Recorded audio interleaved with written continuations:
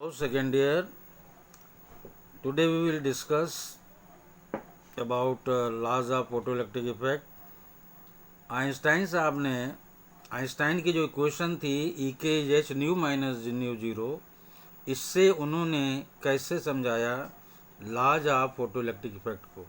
जो 5 लाज आपने पढ़े उनको कैसे उन्होंने एक्सप्लेन किया वो इस इक्वेशन से हम लोग देखेंगे।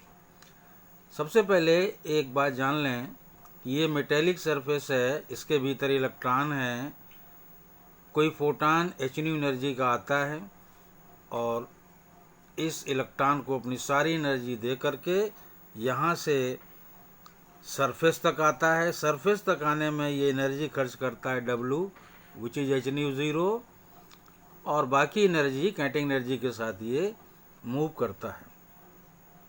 तो चलिए इस इक्वेशन में, आइंस्टाइन इक्वेशन में किस तरीके से कैसे हम समझाएंगे। इस इक्वेशन से जो पहला नियम था कि इंटेंसिटी डिपेंड करती है, करंट डिपेंड करती है इंटेंसिटी पर। तो देखिए, if the intensity of light of given frequency nu is increased, अगर हम फ्रीक्वेंसी न्यू को बढ़ा दें, then the number of photons striking the intensity बढ़ा दें तो number of photons striking per second will increase in the same ratio, but energy h nu of each photon will remain the same. अगर मैं intensity बढ़ा दूं, intensity का मतलब क्या है, नंबर ऑफ फोटॉन्स, और हर फोटॉन की एनर्जी क्या है, एच न्यू। तो अगर मैं इंटेंसिटी बढ़ा दूं तो जितने ज़्यादा फोटॉन जाएंगे उतने ही ज़्यादा इलेक्ट्रॉन यहाँ से एमिट होंगे। तो वही इन्होंने कहा, अगर intensity is increased then number of photons striking per second will increase in the same ratio, but energy h nu of each photon will remain the same. Now दूसरा था, अगर ऐसा होता, अगर इंटेंसिटी बढ़ा दें तो नंबर ऑफ फोटॉन्स बढ़ जाएंगे, तो hence the number of photo electrons will be increased but their maximum kinetic energy E K will remain the same. जाहिर है, एक फोटॉन से एक इलेक्ट्रॉन निकलेगा, 1000 फोटॉन से 1000 इलेक्ट्रॉन निकलेंगे, तो जाहिर है कि नंबर ऑफ फोटो इलेक्ट्रॉन्स बढ़ जाएंगे इंटेंसिटी के साथ में, लेकिन जो किनेटिक एनर्जी है फोटो इलेक्ट्रॉन की E K, it will remain the same. तो ये सेकेंड जो लॉ था उसको आप देखिए। नाउ थर्ड लॉ को एक्सप्लेन करते हैं इस इक्वेशन से। It is seen from Einstein's equation that maximum kinetic energy E K of the photo electrons will increase almost linearly with increase in the frequency of the incident light. क्योंकि Einstein's equation क्या थी, ई के is H nu minus W.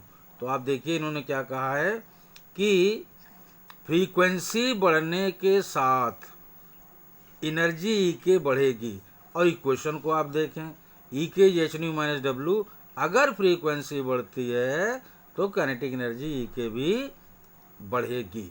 यहाँ से साफ साफ clear होता है। इसका मतलब फोटोइलेक्ट्रिक इक्वेशन में ये बात शामिल है, आइंस्टाइन इक्वेशन में ये बात शामिल है। तो ये रहा आपका थर्ड लॉ जो आप पढ़ चुके हैं। अब फोर्थ लॉ, इस इक्वेशन से देखिए, according to Einstein equation if nu is less than nu zero, E के बराबर H nu minus nu zero में देखें, अगर न्यू छोटा है तो ई के क्या होगा, निगेटिव आएगा। तो according to Einstein equation if nu is less than nu zero then kinetic energy of the electron would be negative, और इलेक्ट्रॉन की काइनेटिक एनर्जी नेगेटिव हो नहीं सकती है, which is impossible. This means that if the frequency nu of the incident light is lower than the frequency nu zero, यानी threshold frequency, photo electrons cannot be emitted whatever be the intensity of light. तो एक बार फिर से हमारी equation क्या है, E के बराबर H nu minus nu zero, if nu is less than nu zero, अगर न्यू छोटा है, जाहिर है कि E क्या होगा, then E will be negative. और काइनेटिक एनर्जी फोटो इलेक्ट्रॉन्स की नेगेटिव हो नहीं सकती है, ये नहीं हो सकती है। इसका मतलब है if the frequency is less than the nu zero threshold frequency, तो photo electrons can not be emitted.